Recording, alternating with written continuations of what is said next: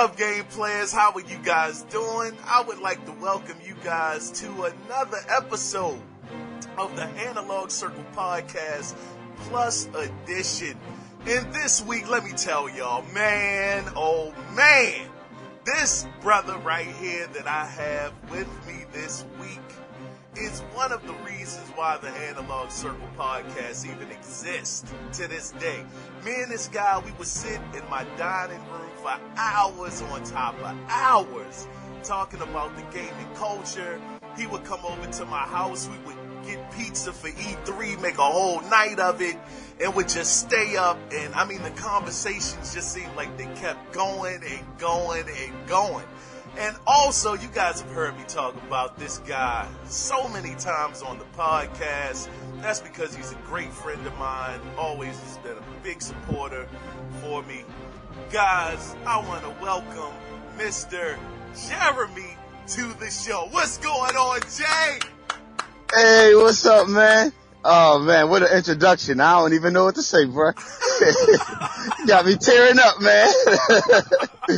Man, let me tell you, man, I really appreciate you taking the time out, brother, to be on the show. And this is like a dream come true for me, because this is something we've wanted to do for so many years. Like we were talking about just a couple minutes ago, wanting to try to be on the radio and try to get some kind of platform to just talk about this gaming culture, and to actually, you know, you being one of the founding, I have to say this, one of the founding members of the Analog Circle, because you were giving me input the whole time, trying to run names by me, and just a supporter from day zero, you know, being that you were, you know, such an influence on the podcast coming, you know, to the light. You know, it's just such a pleasure, man, just to have you on right now. And I'm so excited, brother. I'm so excited, man. You know? Yeah, I am too, man. It's like I was saying, man, I'm so proud that you're able to get this thing going, man. It's been enjoyable every single episode. Your enthusiasm and everything, just everything, all those nights at the table, you know, just how you were, you're bringing it to everybody in the world. And man, it's a beautiful thing, man. I wish you the best, man. Things seem to be going great. So, you know, I can wish you continued success. Oh, man. I thank you for that. I'm serious, brother. Truly, I really thank you for that. You know, it means a whole lot. And, you know, I appreciate everybody, you know, also, you know, tuning in every week. You know, it's the numbers are getting better, and, you know, things are looking up, man. So I really appreciate that, Jay. I do, man. But now it's one thing about Jeramy that I'm sure you guys probably know by now, but if you don't, I'm going to call Jeramy, the Nintendo ambassador. That's who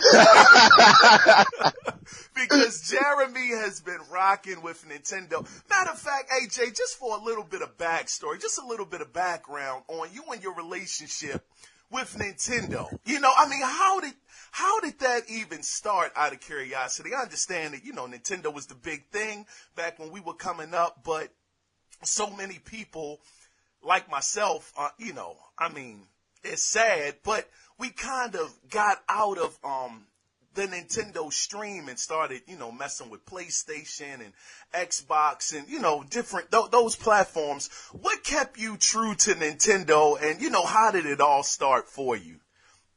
Man, 80s baby. That's all I gotta say, man. So, you know, I remember, you know, I didn't know anything about video games really before about 85. You know, I was born in 81. So about 85, 86, my father brought my brothers an NES. And so, I couldn't play it. I was too young, but I would watch them play. And I remember just being excited, you know, watching the intensity when, Mario was about to jump over Koopa's head and then knock him down in the bridge. And then, Princess, back when she ain't have a name, she was on the other side. It's like, this is like a movie that I'm controlling. Well, I wasn't controlling, but my brother was controlling. And so that got me. And then they just got so much better and better and better. And Nintendo really speaks to me because, at heart, I'm always game first. And so Mm-hmm. the games that Nintendo makes, their in-house studio, are always great to me. And so, I mean, I know there are other great studios, but no other company, I think, can out-create a game when Nintendo really puts their all into it. Miyamoto, man, What a game that changer, right? Oh, man. game changer, man. The dude is just a genius. And so, because they create the console specifically for the games that they make and they create the controller around the games that they're making, I think they make the absolute best overall games. So that's what got me in, and I just been ride or die. I mean, I play everything, you know. Mm-hmm. I had a Genesis and everything, and I had a Dreamcast, had a PlayStation 2, had a 360. You know, I'm not biased, but my preference is just Nintendo and the way that they think and create games, and that's just how it is. You know what? Now, when we were talking, Jay, just a little earlier, you had really kind of brought something out that I didn't really think about, and this was pertaining again to Nintendo and the reason, you know, why they make the actual consoles. You know, just making the console to actually fit the needs of their games from the ground up. How you were saying that they could go third party, but you didn't think that the magic would still be there because of the hardware that they make specifically for their games. And I never even really thought of that until you know, kind of brought it to my attention. Yeah, you know, sometimes when I'm not playing the game, I'm at work and don't have nothing to do, I just meditate on the gaming culture. And a lot of times I just question why this, why that, you know, and so one of the things I thought about was what would happen if Microsoft bought Nintendo out? You know, how Mm-hmm. would their games translate on a Microsoft system? And, you know, you would think that if they did that, that'd be a boom, boom knockout, you know? Right. But when you think about it though, there's two different mindsets. You know, Microsoft, they create power, you know, not necessarily really thinking about the games that are going to be on it, but they're like, all right, we're going to make this big, huge, powerful system. Whatever y'all want to do, y'all can do. But with Nintendo, working from the ground up, they can incorporate ideas that's, meshed up with the hardware that, you know, if somebody else created it, they wouldn't be able, you know, to duplicate that magic because now they have to base all their ideas based off of what somebody else designed. You know what I'm saying? If that Yeah. makes any sense. No, it makes sense. It makes sense. Definitely. You know, it's, like you said, one other time we were talking, man, I mean, listeners out there, we talk all the time. I mean, day in, day out, we're, you know, sending each other messages and all, you know, so we got so many conversations we've had behind the scenes. But one of the, other conversations that we were having that was interesting to me about Nintendo was, man, I'm trying. It's been so many Nintendo episodes. I know. But the one that was standing out to me, like I said, you said Nintendo. Now this was another thing that was interesting because I haven't played a Nintendo game in so many years, Jay. I mean, it's been a long time. The last system I had from Nintendo, it was a Wii, but I really didn't do a lot on the Wii too much. But you did say that Nintendo, to you, they just have the most fun games. The fun factor is just so high because we were talking about, I was telling you about Horizon Zero Dawn and how the game is just amazing to look at. It's a lot of fun. You know, it's a great game. I mean, one of the best graphical games I've seen, I think, in my life. I know that's a big statement, but man, it is just a beautiful, beautiful looking game. And I remember you were saying that, yeah, I mean, hey, I'm sure it is. I'm sure it's great, you know, and I'm sure, you know, Microsoft, they're doing some great things too, but they never really gripped you as much as Nintendo because to you, Nintendo, they always put the fun in a game first, and then everything else follows. Yeah, Nintendo doesn't necessarily focus on graphics or a deep story or any of that stuff. They focus on making the game fun to play. And if a game is fun to play, even if it has no point, people will spend hours. I mean, Candy Crush. Candy Crush was huge. There ain't no point in no Candy Crush, but it has that addictive factor in it that just makes it fun. That was making it fun to a lot of people when they just had time. They would be on work playing Candy Crush, just the puzzle. So, it doesn't have to look great. It doesn't have to have the best story, but if a game is fun, then that's what's going to get me. And Nintendo makes just the funnest games. You're sitting there and as you're exploring and then you notice something and it's like, what in the world? And I would have rough days at school and I would come home and just to mellow out, I would go fishing on Zelda. I could spend hours just fishing. Not even trying to win a trophy or catch the biggest fish that they had in the game, but just seeing what I could find. And it was just so relaxing. It was like actually being out on the water and my stress level would go down. And that's just what I did. It's just fun. Wow, man, that's crazy. And that's another interesting point too is, it is some games now that do exist and they can be AAA games. Great games, but the fun factor may be lacking a little bit. It's not like, back in the day. You're right, Jay. Back in the day, man, it seemed like fun factor, that was everything because we were, dealing with limited technology at the time. The stories were not that deep. And of course, everything evolves, after time and all, but it was really a lot of the games back then. It was based on fun factor. And maybe that's something, I can't speak to it personally because it's been so long for me on the Nintendo side, not playing so many of their games lately. But maybe that's an element that Nintendo has kept as priority one versus other companies. Not saying that their games aren't fun because I've had a blast with I don't know how many games over this generation and last generation. But maybe Nintendo, because I hear this not just from you, Jay, but other people too, that Nintendo, they make the best games. They are the best developer out there. Now, I've heard that from various people. Me, I'm going to be honest, I don't know about that. But I've heard, other people saying that the fun factor is always there in a Nintendo game. It never needs any, updates or any patches or anything like that. I don't know if that's still going to be true with the Switch. I don't know. But at least in the past, when Nintendo brought out a game, it worked straight out of the gate. No real problems. Right.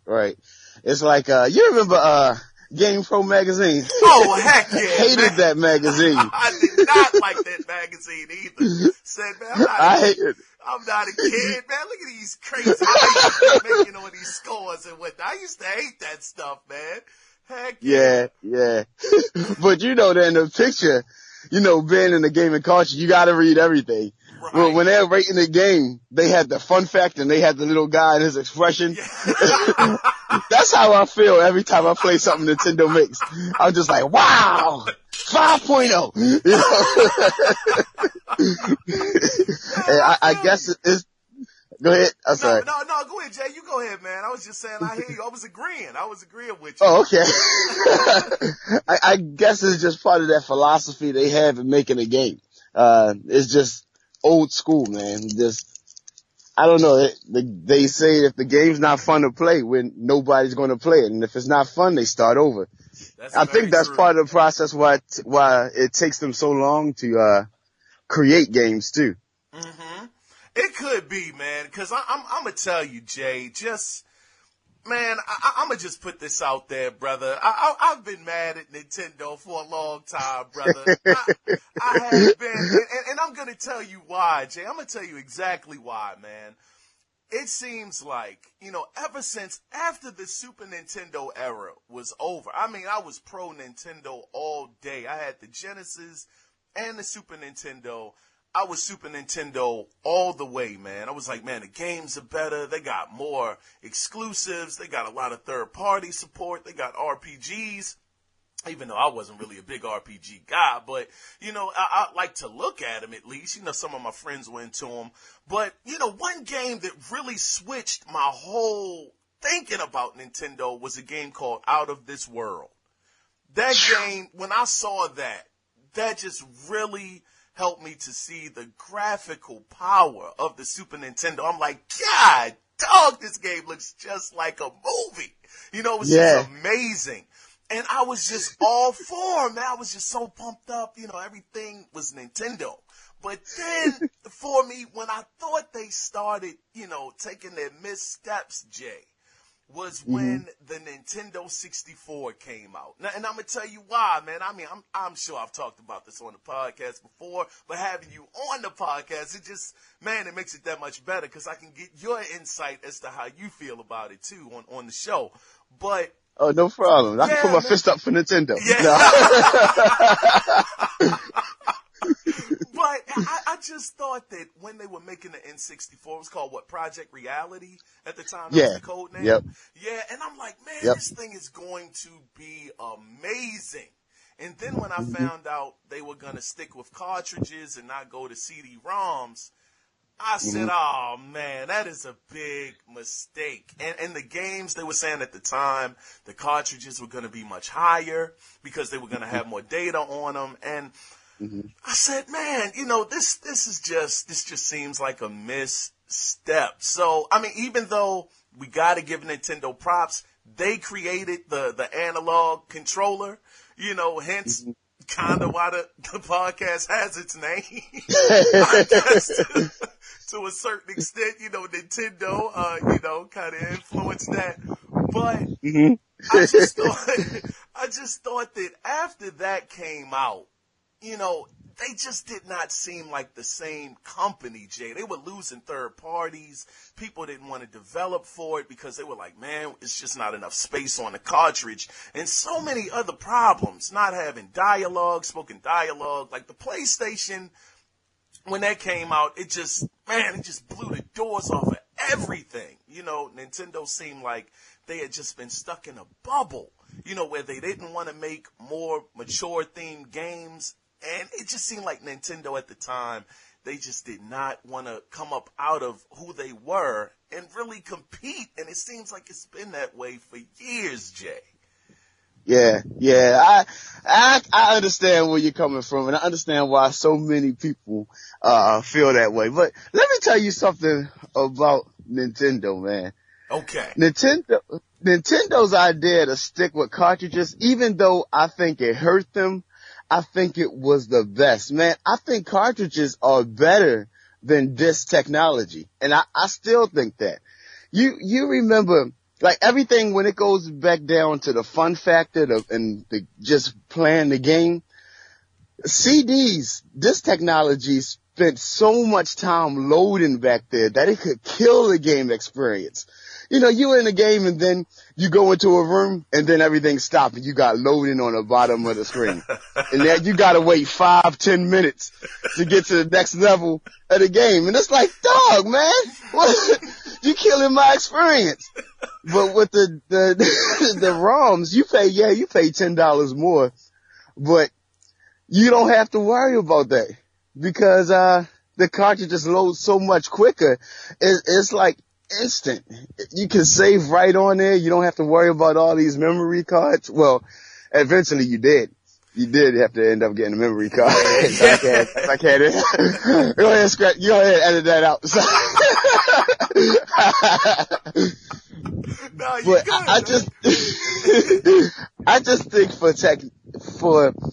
just the games, I think cartridges were much better than disc. And with the era after that, with the PlayStation 2 and the 3, it seemed like they were cutting back down on the load times. But now what I hate is that you have to actually load the whole game onto the system now. That is a pet peeve of mine too, man. I do not like that, Jay, at all, brother. Right. And so I think that was one of the reasons they stuck with cartridges. And then, but when they did that, they still have that, policy where all the games have to be licensed by Nintendo. And so the companies that make games have to pay an extra fee. So the 64 was harder to program for than the, PlayStation. It would cost more for the developers. And so third parties started to split. They was like, well, we can make our games on the PlayStation cheaper. The base is bigger and we'll make more money. And so Nintendo made some missteps. I think arrogance had a lot to play with that. And the first time with the whole original Nintendo PlayStation and everything. We talked about that before. Yeah. But, I think Nintendo tried to correct that mistake with the GameCube. And I was reading an article. I was telling you about it. The GameCube, the GameCube was Nintendo's, okay, this is what y'all want. I'm gonna give it to you. The article mentioned how the GameCube was more powerful than the PlayStation 2. That's a mind blow. Yeah. And it actually said, I think it was 33% more powerful. Are you And it was serious? twice as powerful as the Dreamcast. What? Yeah, that's what the article stated. It said it was about 33% more powerful than the PlayStation 2 and twice as powerful as the Dreamcast. So it was like the dream machine. And it was supposed to come out in 2000. In the article, it was funny because it said if everything had went right, Nintendo would have recaptured everything they had, but everything went wrong with the GameCube. It got delayed a year, which gave the PlayStation 2 a head start. And because it had that year head start, then the user base grew so much bigger than what GameCube did. And because that happened, developers decided to continue to work with the PlayStation 2. But the PlayStation 2 had problems. It was more difficult to program for. And so Nintendo was like, we gave y'all the system that we wanted, but okay, it's a year late. But everything else is what you wanted. It's powerful. It's easier to program, but the third parties weren't coming back. And so it looked bad on Nintendo, like they created another bad system when really that wasn't the case. And they had to rely on their own first party studios, their first and second party studios. So when they did that, then they was like, you know what? Forget all y'all third parties. We gonna do our own thing. We gonna do things like we want to do. We're gonna make a console. We're gonna make the games that we want to make. We're not worried about power anymore. We're not worried about what y'all want. We're gonna change the way people play games. And that's how the Wii was born. And so the Wii became successful, which I'm actually shocked about that. Yeah, me too. It took games to the masses, I guess. You had 80-year-old people and senior citizens playing the Wii. And I think that's why it was so successful, mass appeal. And that's when they really began to really focus on that kid-friendly atmosphere. I know with the GameCube and everything else they did too, but they tried to work things out. You know what Capcom having Resident Evil. That was a big one. Resident Evil 4. Yeah, that was huge. Right. Yeah. I think they was trying to still incorporate it, but once they was having so much difficulty getting the third parties, they was just like, you know what? Forget y'all. We're going to do our own thing. And I think that's what put them in that position where they're at today. Man, so you think that because of the GameCube era, when they brought out this system that was, goodness gracious, more powerful than the PS2. I'm trying to wrap my head around that still. Yeah. That it was the system that was more powerful. I mean, just from Nintendo, because everybody, including myself, we all have this stigma towards Nintendo that they always make the most underpowered console when it comes to the competition. That's always been the thing, but to know that Nintendo actually had a console that was more powerful than the PlayStation 2, I mean, it's a big deal for Nintendo, but I know that at the time, Xbox was more powerful than the PS2 as well. It just didn't really catch. The first one didn't catch on as much. Right. But right. because of the situation with the third parties, not really showing the support, but just abandoning ship, jumping ship on Nintendo to jump with Sony, you think that really left a real nasty taste in Nintendo's mouth? And they're like, man, forget it. You know what? We'll just put it on our own back. We're not going to worry about y'all anymore. We're going to just do our own thing. Yeah, they were like DJ Khaled, we the best. They wasn't worried about third party, they didn't think that they needed them, which was a mistake because so many people who grew up playing Nintendo learned about the gaming culture through them. And so now you have these studios with people that's like they know how to make games because they grew up playing games. Mm-hmm. Whereas Nintendo, they didn't really grow up playing games, They created not created it, but they reinvented the gaming industry. And so now you got people that grew up playing those games now starting to develop. So they're taking things that they got from other studios and making these great games. And then they're getting older, so they're making these more mature themed games. Yeah. So you got games like Grand Theft Auto 3 that like changed the whole world. And yeah, man. It showed what a game could be. Yeah. It took the world by storm, and Nintendo wasn't expecting other studios to be able to be on par with them when it comes to game development, design, and everything. So what happened was because Sony was so open about allowing anything to be on their system, good or bad, then developers flocked, and some games just hit. Because Sony just was everywhere. Sony was in every household. And that hurt Nintendo, yeah. Yeah, it's what's really interesting, and I gotta tell you, man, I'm really enjoying this Nintendo talk, man. We just, on a Sunday. But the other thing that I think happened, and we kind of hinted on it, and I want to really get your opinion about this too, Jay, is do you think that because Nintendo, I think it did, but I don't know. I want to get your opinion. Do you think that Nintendo not implementing more M-rated games or just more adult-themed games into their ecosystem hurt them, in the long run? Because now, which I don't think is anything wrong with it, because I do think that the industry needs Nintendo. They need a kid-friendly console out there to bring in younger people. Parents know that it's not going to be anything too crazy on the console. I think they're necessary, but just coming into the grander scheme of things, looking at where Nintendo was and looking at where they're at now, which, the Switch just released, so, things could definitely change in a bigger, much more positive light. But do you think that because they weren't, growing with their audience, with the content of the games, do you think that actually hurt them more than helping them?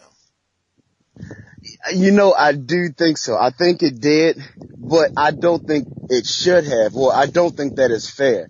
And the reason I say that is because, like we was talking about earlier, if the game is fun, no matter how kiddie it is or how kiddie it looks, people of all ages should play it just to experience it, because it's not necessarily the killing or the blood or anything that should make the game fun. That can add to the realism, but, I don't think that a game has to be bloody in order for it to really be fun. And there's been plenty of games that's horrible games, but they were bloody. They were very violent, and that didn't make it fun, but people would buy it just to see it. I don't think that really speaks to the gaming culture. I think that really speaks more so to the immaturity of some gamers, just to see that stuff. But also at the same time, you got companies like Disney that don't really even dabble into any adult themed movies or stuff, but they're one of the biggest companies in the world. And so it's like Nintendo really could have primed themselves to really be the Disney of gaming. That's what I've called them. Yeah. Yeah, I heard you call it that too. But if they would have focused more so on not worrying about everybody else, because even though they say they're not worried about what everybody else is doing, you know they are. You can tell. And they have that jealousy. It's like in the music business, you might have a celebrity that was on top of the world at one point, and then they begin to think too much of themselves, and somebody new comes around and starts having all of these songs, and now this one that was on the top, because of that jealousy, they might say they're friendly with this new artist, but deep down they hold a grudge and resentment against them. And you can tell by their actions that they don't really like each other. I guess like in a rap game, I guess. Right. You got these feuds and everything. People that used to be number one artists like Ja Rule out there. Now what he doing?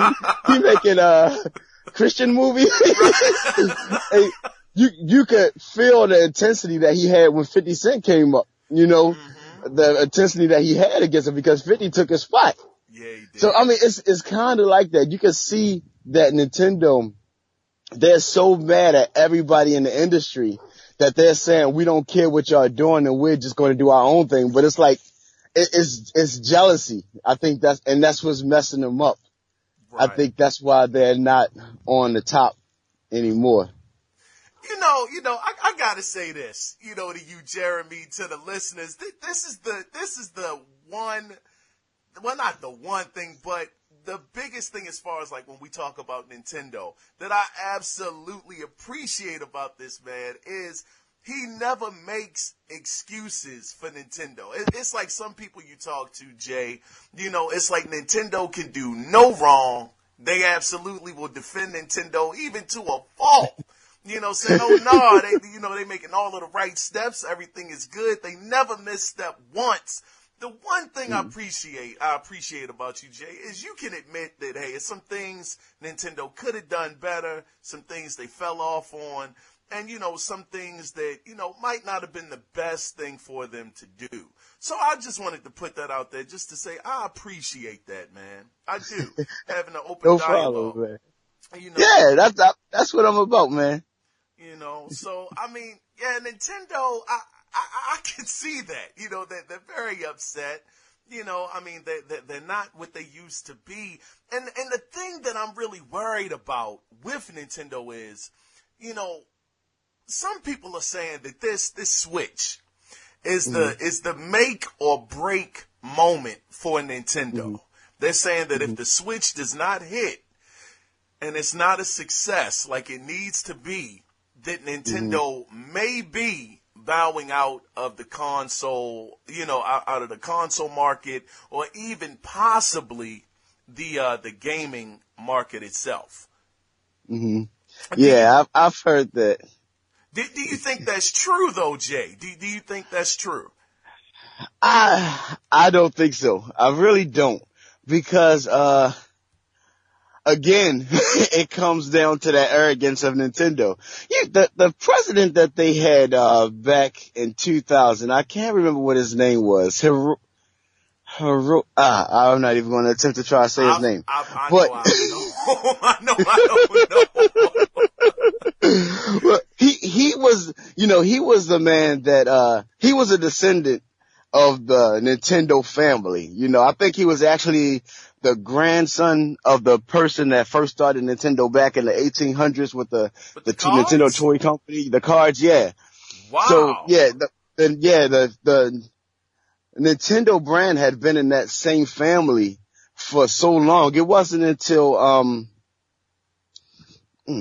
I forget his name. The one that recently passed. Oh, it's Iwata? A toy. Yeah. It wasn't until he became president that it actually left the family. But even when he became president, I think he became president in 2001 to 2002, then the family was still, they were still the chief financial officers or whatever. They were still the CFOs of the company. And so they still had a stake. But man, I kind of lost my train of thought of what I was saying. But his attitude, that whole family's attitude, was one of arrogance.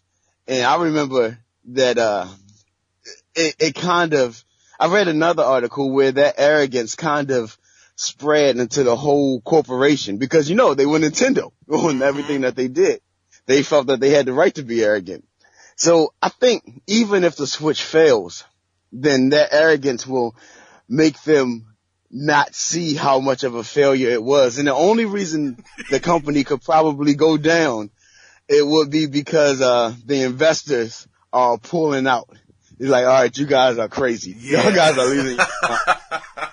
So what I think would happen is if the Switch is not a success, then they probably will attempt again, but I think it will humble them and they will realize that, okay, we can't do this. This is not what gaming wants. Let's just try to make another console. Let's try to make it equal to what everybody else is doing now. And let's see where it goes. And I think this would force their hand pretty much to do that because if investors start pulling out, then the company is going to fall apart. And I don't think Nintendo would ever become a third party, company either, like Jay. No, I don't think so either. I think that before that happened, I think Nintendo would fall on their sword first before they would sell off any of their IPs or imagine seeing a Mario game on an Xbox. That would just be a huge slap in the face. Now I know that, Sega, they unfortunately went that way, and Sega was so ahead of their time, man. We were talking about the Xbox Game Pass and how, you're going to have access to 100 games and, it's going to be, $10 a month, and how we were talking about the Sega channel back in the day when they were doing that back in the 90s, pretty much, the 1990s, and how they were the first console to, put an internet connection onto a system. I mean, they were just so ahead of their time that I think it was kind of to a certain extent to their detriment because they were bringing out so many different things. I mean, the Sega CD was out, the Nomad came out, you had renditions of the Genesis, but they went third party. Who would have thought Sega would have went third party at the time, man? Having Sonic, Golden Axe, the list just goes on and on. But, a lot of people are saying, though, Jay, that if it could happen to Sega, it could happen to Nintendo, Jay. They're saying. Yeah, I understand that. I can, and the similarities are there. I just think it's a different, mindset, what Nintendo did to bring back the industry was, it was nothing short of amazing, It was. I remember reading those stories about landfills full of E.T. the copies of that E.T. game for Atari. And you would think that it would have been gone forever, but Nintendo really single-handedly did that. And so I think the attitude that they have is like, you know what? What we created, we will destroy before we allow anybody else to see what we made. Now what that would do would probably kill those IPs, but the developers that work for Nintendo will probably form other companies and then their talent will be on other consoles, Who would have thought that Rare would have left Nintendo? That was a shock. Yes, it was. Yes, it was. At the end of the day, these people still got to feed their families. And so whatever restraints they may have on them because Nintendo is keeping them at bay, if Nintendo did go down, I think they would form different studios and then, go from there. But I don't think Nintendo would go the route Sega did. And Sega had way more missteps than Nintendo, I would say. All of those add-ons and systems that they made in the 90s, that really hurt. Yeah, that was tough. And they weren't as established as Nintendo. They were becoming big, and Sonic was overtaking Mario as the most recognizable character in gaming. But their success really, their mainstream success really wasn't that long when you think about it. I guess they even though they had the Master System in the 80s and things, they really didn't hit until the Genesis came. And the Genesis was a huge success. But after that, they had the Saturn, and the Saturn pretty much flopped. Yeah, that bombed pretty bad, man. It did. The Saturn, and that was another that was another casualty of PlayStation though, because you remember back when the Saturn came out, what was it, like 95? I think it had to be like 95. I think that was about 95. Yeah, 95. It came out early. I remember going to Electronic Boutique at the time. I went inside and they had a Sega Saturn box up there, and I'm like, "Whoa, when did this come out?" It was like, "Man, it came out like 3 months early." So they tried the early strategy, kind of like Xbox 360 did versus PS3, and I forgot the other one. What, the PS2 and the GameCube that I just found out from you. I didn't know it got delayed by a year. Yeah. But they did that, and it came out, and it was so expensive. I think the Dreamcast back in 95 was like, what, $450 or $500? It was high. It was very I know it was high. Yeah. It was very expensive, and the guy, I used to talk to the guys up there at the store, and they were like, "It's not moving though." A couple people are getting it here and there because it came out like during the summer. It was like a real off time. It was like hot outside when it came out. And I'm gonna tell you, once the PlayStation came out later on, I think the PlayStation came out around November, maybe September, might have been September. And when that hit the shelves, that thing hit the ground running. It was just off to the races, and Sega just could not compete. They had Tomb Raider, even though Tomb Raider originally came out on the Saturn. People don't even remember that. They thought it was PlayStation only, Yeah. But that's how bad PlayStation just obliterated Sega at the time. They had had Tomb Raider, then they had Resident Evil, they had Metal Gear. They just had all of the games that the Saturn, Sega just could not get. Even though the Saturn was better at fighting games, the Marvel vs. Capcom, when that came out, people knew that it played better on the Saturn versus the PlayStation, and people did not care. They still got it on the PlayStation, so it was one of those things where Sega, like you said, it was just another misstep, man. It wasn't as powerful as the PlayStation. They both had 32-bit or whatever, but it just did not have the same presentation. The PlayStation was just much more clean, more games, and that was just another misstep. And I guess like you said, Jay, it just kept on adding up to the point where they just couldn't, couldn't compete anymore. They had too many things going on at one time and not one clear-cut direction. I think that's what really hurt Sega in the long run, was they had no clear-cut direction where they were going. It was like they were just grabbing for anything that they could. If it could work or was a possibility, they were grabbing for it. And I think that it just crippled them in the long run. Yeah, I agree. And that's the point right there. That clear-cut direction. You need a vision. You need a strategy. And if you don't have that, then that's just like with anything. You're gonna crash and fail, without any good direction. And hopefully that's not going to be the case with Nintendo. Hopefully they have a clear path for what they're doing. I kind of see a fighting going on at Nintendo though, with the older guys and the older ways that things were done. Against the younger guys. Yeah, it just seems like that. You got younger guys that's working at Nintendo that they want to change the direction that they're going. It's just gotta be. Nintendo is an old company. Things have changed a lot since 1800. The world is a much different place.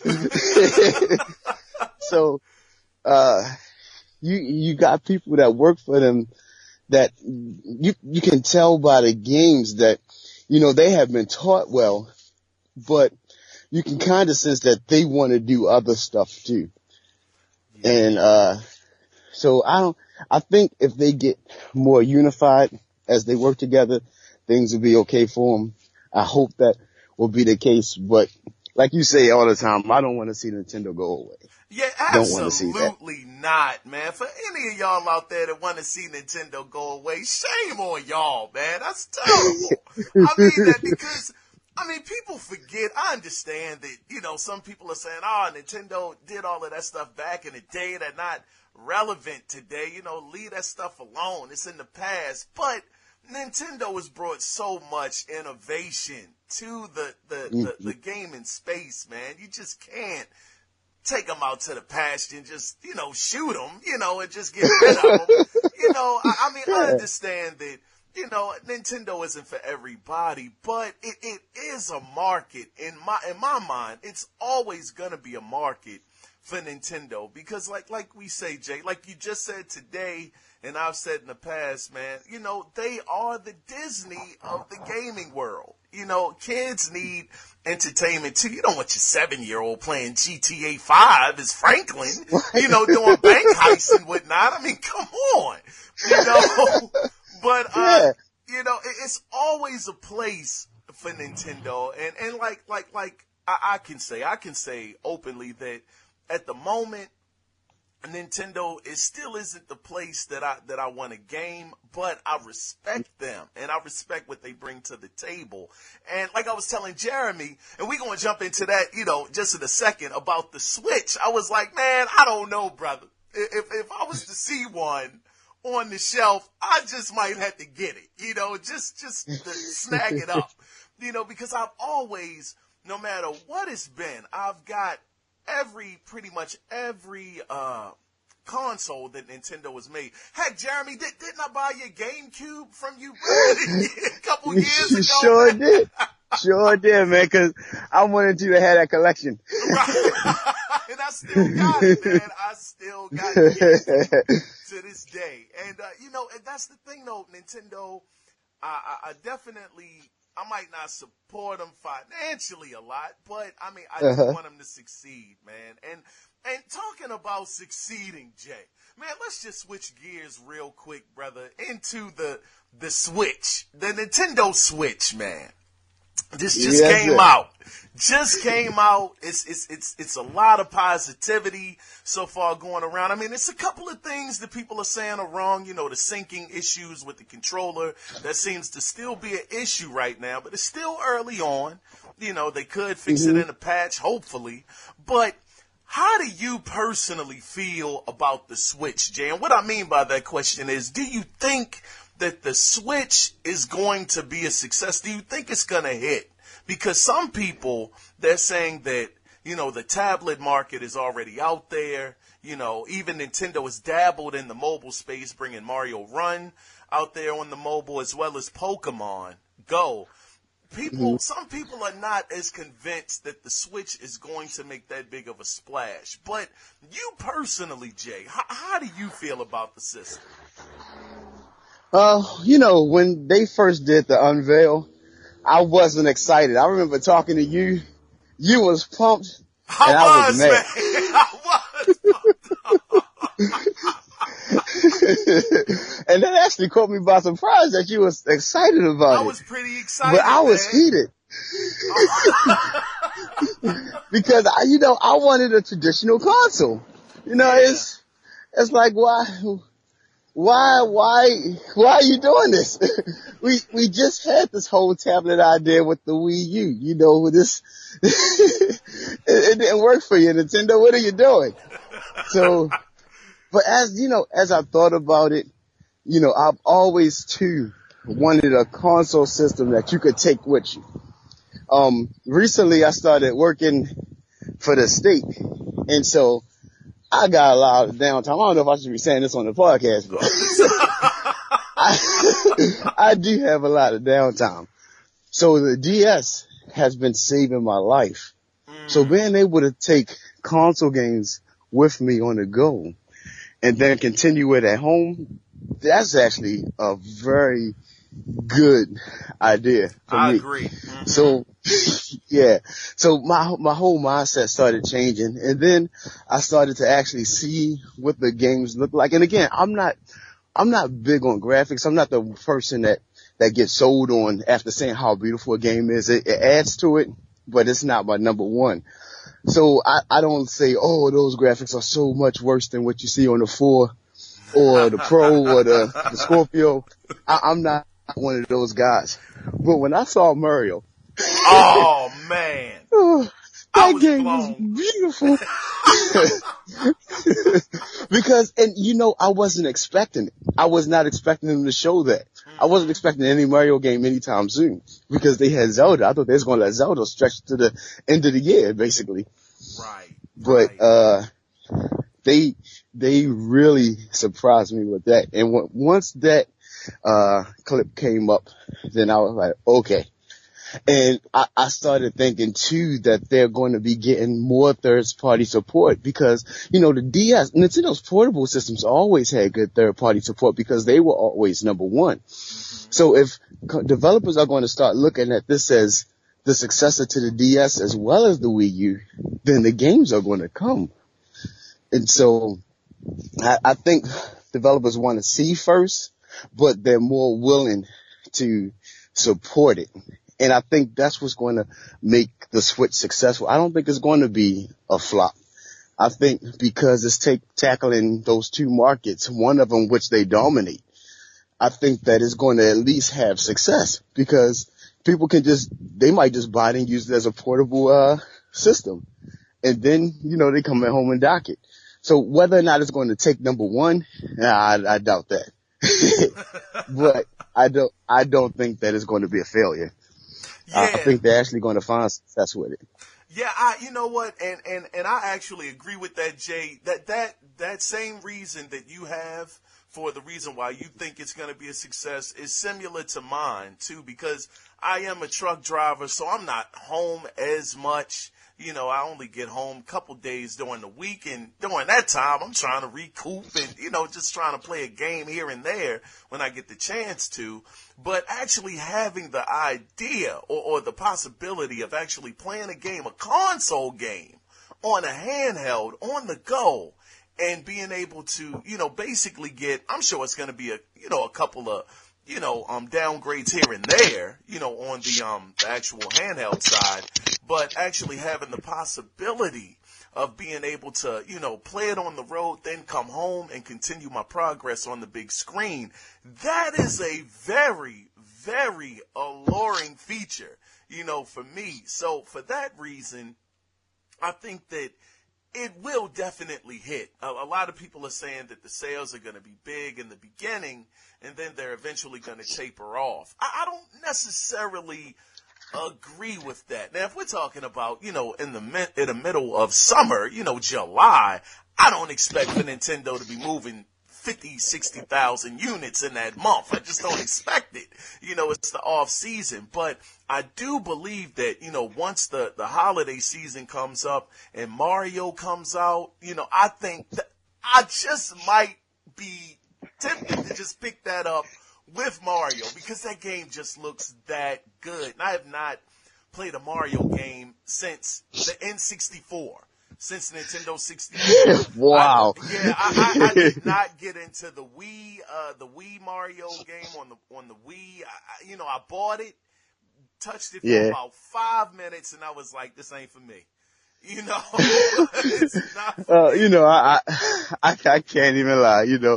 Sunshine and the Galaxies, some say they were the best in the series, but it just seems so much different from 64. Yeah. Oh, man, I did play both magic. of them, but I didn't beat them. Yeah. Yeah. No, I'm with you. 64 was just an amazing moment, man. Having the analog sticks to make Mario walk, jog, and run, that was just, amazing. Utterly amazing. To have that kind of control over a character. We had never seen anything like that at that time. To have actual different speeds you could move the character at. Most of the time, characters were like 2 speeds. Either you could make them run fast or they were, going at a regular speed. But the analog stick, it changed everything. I mean, everything was changed, but Right. getting back to the subject, because I know I had you here a long time, Jay. I'm about to let you go, brother. But I do think that the Switch is going to be successful. I think that the holiday season is going to pick up. And I think that, Nintendo, as long as they keep the games coming, do not have a drought, Nintendo. Don't have a doggone drought. As long as they can keep the games coming, I think they'll be great. They'll be fine. But really quick, Jay, before I let you go, man, you did say that you did get a chance to get into Zelda. Now, you got it on the Wii U, right, Jay? Zelda Breath of the Wild? Yeah. I tried to get a Switch. I was one of the people that didn't pre-order, and I was coming home from work because I get off at 11:30. So I was like, I can get in line. I'll be able to pick one up. Man, talk about lines wrapped around the block 5 times. I had no idea that this thing was going to be in such high demand, and I wasn't able to get one. Went home brokenhearted. But the next day, I was like, you know what? I'm gonna just grab it for the U. And I picked it up. And man, that game is gorgeous. That's a beautiful game, man. And, you watch the videos, and you can have HD TV and watch the videos, but it still doesn't describe, man, how beautiful that game is, how fluid it is. Man, and it's just like people say, it feels like Zelda, but at the same time, it doesn't feel like Zelda. It's because there's so much to do. You can go anywhere right around. The whole fact that now he can jump and climb adds a whole nother dimension to it. Wow. He never could jump before. He would automatically jump he could never jump. Link would automatically jump off of a cliff or things, but if you jumped off, you had to run around and climb back up, walk up a hill or something. Oh. Now this man, he can jump, and when he jumps against the wall, he starts climbing. This man is climbing up the sides of the buildings, and I didn't get far yet at all. I started to explore the Temple of Time. The Temple of Time was a huge, and I don't know, I don't want to do no spoilers, so I mean, it's the very beginning of the game, so I'm sure it's not a spoiler. Right. I'm not going to say nothing. Just get the game. You gotta pick it up, man. And just to see for yourself and just experience is awesome, man. I've only been playing it for about an hour because I just got so tired last night. Mm-hmm. I had to go to bed, but this hour of play, I give it a 10 already. Perfect score. Man, oh man. So now this is the last thing, Jay. I'm about to let you go, brother. But the last thing, brother. Do you think that what you've played so far, because there's been talks out there that this is, and I know I asked you this before, and this was before you got your hands on the game, but do you think that this has the possibility, Jay, since you've had some hands-on time with it, to be that number one Zelda game? The one that takes over the other ones. Because I think, what was it? Ocarina of Time? You said was that Ocarina of Time,